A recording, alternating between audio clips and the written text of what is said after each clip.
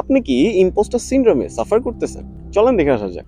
মনে করেন আপনি আপনার জীবনের যে কোনো অবস্থানে থাকেন না কেন, আপনার সবসময় ফিল হয় যে আপনি এরকম অবস্থান ডিজার্ভ করেন না। হয় আপনি নতুন চাকরি পাইলেন বা সাপোজ নতুন কিছু কিনলেন বা নতুন কোনো মাইলস্টোন অ্যাচিভ করলেন।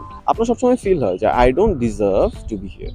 এই যে নিজের ব্যাপারে একটা সেলফ ডিলিউশন বা নিজের ব্যাপারে যে একটা ছোট মন মানসিকতা, এটাকেই মূলত বলে ইম্পোস্টার সিনড্রোম। যেখানে আপনি নিজেকে ফিল করেন যে আপনি বাকিদের মতো ভালো না, বাকিরা হয়তো আপনার থেকে স্মার্টার, বাকিরা হয়তো আপনার থেকে অনেক বেশি ইনথুজিয়াস্টিক, বা বাকিরা হয়তো আপনার থেকে অনেক বেশি ডিজার্ভ। কিন্তু আপনি এগুলোর কিছুই আসলে ডিজার্ভ করেন না। লাকিলি আপনি আপনার যে কোনো পজিশনে থাকেন না কেন এখানে এক্সিস্ট করতেছেন। মনে করেন আপনি একটা জামা কিনলেন এবং জামাটা পরার পরে আপনার মনে হইতেছে যে আপনাকে সুন্দর লাগছে না, কিন্তু বাকিরা সবাই বলতেছে যে না আপনাকে খুব সুন্দর লাগছে। কিন্তু আপনার মনে হইতেছে যে এই জামা হয়তো যদি বাকিরা পরে তখন তাদেরকে আপনার থেকে অনেক বেশি সুন্দর লাগবে, বা এই জামাটা আসলে আপনার জন্য না, you don't deserve to wear this particular tunic.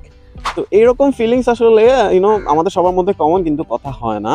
But in reality যারা এই সিনড্রোমে ভুগেন তারা কিন্তু নিজের সেলফ কনফিডেন্স একটু কম থাকার কারণে বা আরেকজনের সাথে নিজের কন্টিনিউয়াস কম্পারিজন করার কারণে মূলত এই ফিলিংসটা জন্ম নেয়। এবং এটা আমাদের লাইফে অনেক ধরনের সাফারিংস ক্রিয়েট করে, যেগুলোর জন্য মূলত আমরাই দায়ী।